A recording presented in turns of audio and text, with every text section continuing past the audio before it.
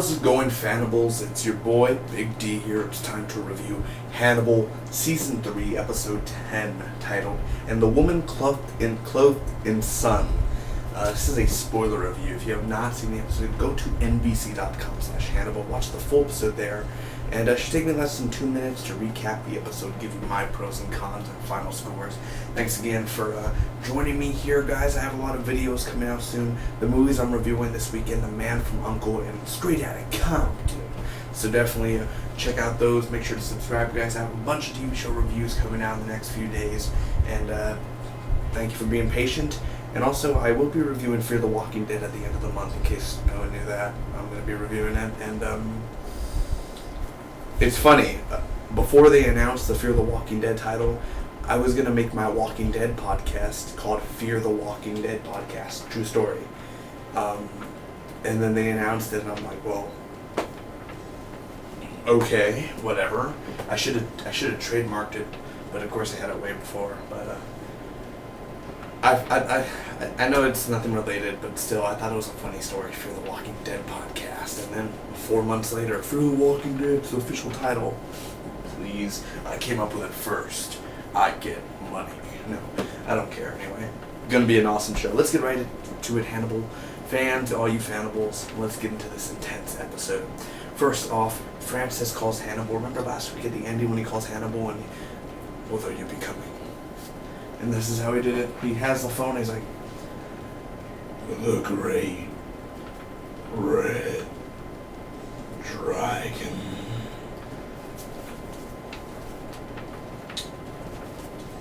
Whoa, that was pretty intense. So he's basically, he sees Hannibal and him talking, and he's like, let me show you. And he's basically like a devil dragon, and he's like, and I'm like, remind me why I watched this show again. Like literally at moments I'm like, what am I watching? I'm a good boy. What is this? What is this? Trying to force me into this religion here? This red dragon religion? No sir. It's not even a real thing. The flying spaghetti monster. Oh. Pathetic people. Anyway, that goes on. Bedelia has a speech. Freaking Gillian Anderson is back, or Gillian Anderson. Fantastic. She's finally back, and she knocks it out of the ballpark, ladies and gentlemen. She was fantastic this episode. Bedelia has a speech. Here comes Will, literally in the middle of her speech, and he's in people's way, and he's just like looking at her. I'm like, sit down, dude. People behind you. No one's courteous nowadays. Either way, she's talking about hell and beasts. There's a lot of evil things in here, man. A little bad spirit up in there. I don't want none of that in me, but whatever. So she's like, make an appointment if you want to talk to me. I'm like, okay. So Francis and the girl, her name is Rutina Wesley. I know her last name is Wesley Rutina. She's from True Blood. She's the blind girl that's with Francis. I know one of you are probably going to put her name down below, but I know her, the actress name, last name is Wesley. Rutina Wesley or something. Freaking awesome in True Blood, by the way. She's really great. But they go to the zoo and everything, and it's all snowy and freezy, and they go see a tiger, and she like touches the tiger and everything. You could tell it's fake, like the fake fur and everything. And she gets close to the mouth, and it was having that music where you think she's gonna lose her hand, but no. And even Francis was like, I was like, oh my god, what are you doing? You writers are so fantastic. So they're basically not really on a date, but she has drinks and he's at their house, or she's at his house, and basically there's drinks and there's music and they kiss. They end up having sex, and well, the dragon was unleashed basically, and he sees her as a goddess. He sees her as the woman cloaked in the sun, and basically he has a little tear, so he does have emotion. He's starting to get this emotion for this woman that he probably has to kill real soon, or maybe he has to protect. I don't know. So he lets her feel his face. Of course, she's like asleep, and I'm kind of like, how do you not wake up?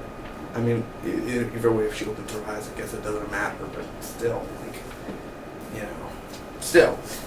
Oh, it's messed up. No, I'm serious. I know one blind person, and God bless. One person I know is Matt Murdock, Daredevil.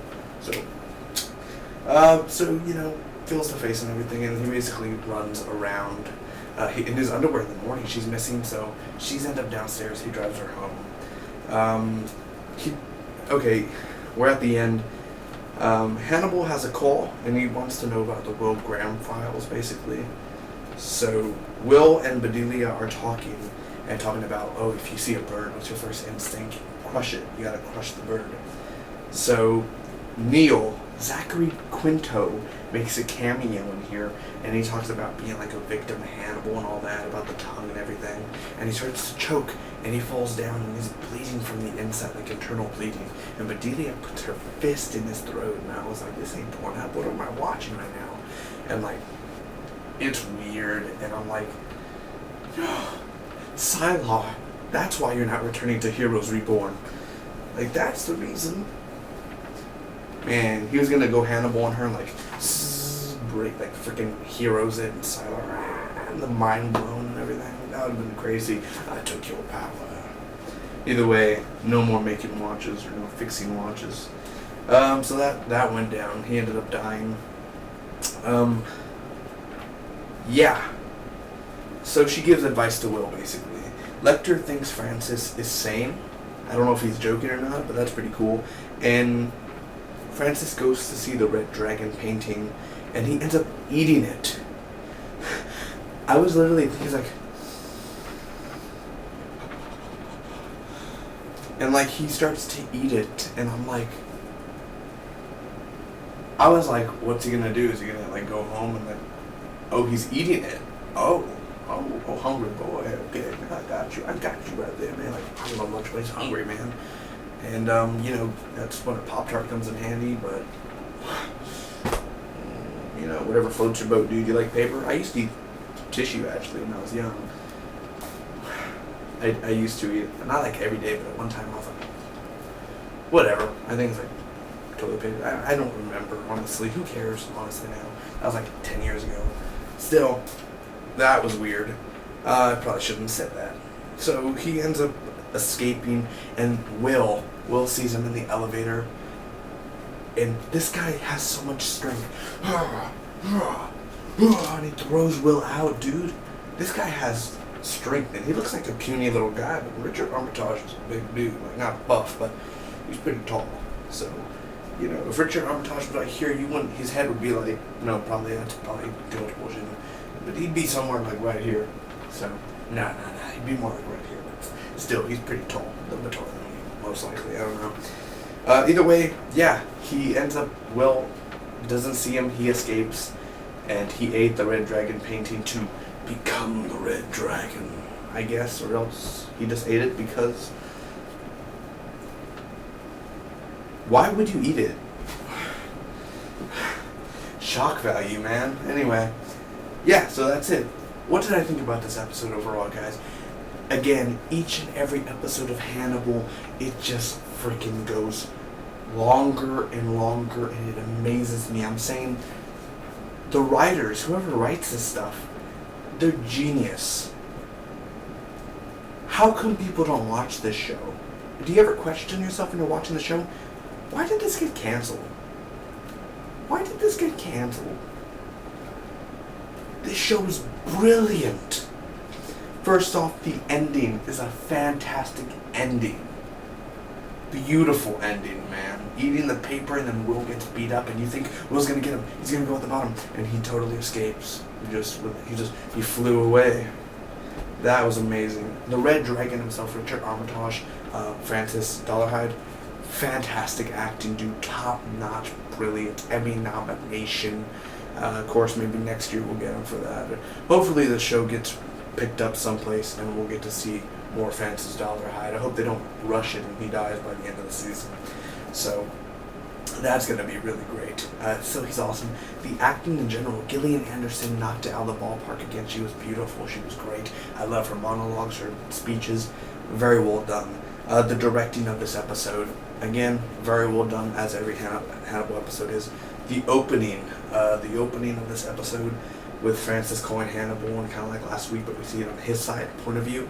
Really cool. Hannibal, Mad Mikkelsen, whatever his name is, fantastic as always. He did a great job, you know, doing that weird look. His facial structure is weird, but you know, mine's too. The dialogue in the cameo from Zachary Quinto, I thought it was bad at first, not like bad acting, but I was like, hey, this doesn't fit. Why you couldn't pick a guy you had to pay $5 for? You had to pay a lot for Cylon, and he worked perfectly well. Also, I just love him. You're just like him. You're just as screwed as him and everything. And the only cons, really, there is some CGI that doesn't work in here. Like, some CGI just didn't work for me. Like that tooth. What? And also, it's not balanced with characters. Like, they show more Red Dragon and Will than Hannibal. You know, it's kind of like, balance your characters out a little bit. Like that whole tiger scene, I get the beauty of it, but that just took forever, honestly. That was like a 5-minute, 6-minute scene when it could have just been 3 minutes when you think about it. Get in here and rub it, okay? But not the whole him like that was just, you know, I mean, I got places to be and you're just, no dialogue for 4 minutes straight. You know, just get in there, man. Hurry up and just, well, I mean, he got in there. Either way, I'm going to give this Hannibal episode, guys, an A-. It's a great episode. It's one of the best episodes out of the whole season. It's not, I wouldn't say it's the best episode out of the season. Every episode's really great. I mean, there's like 2 or 3 downfalls of the season, but other than that, let's see what next week does. And I'm super excited to see where the writers take us next. Spock be with you always. I'll see you next week for more Hannibal. You Fannibals.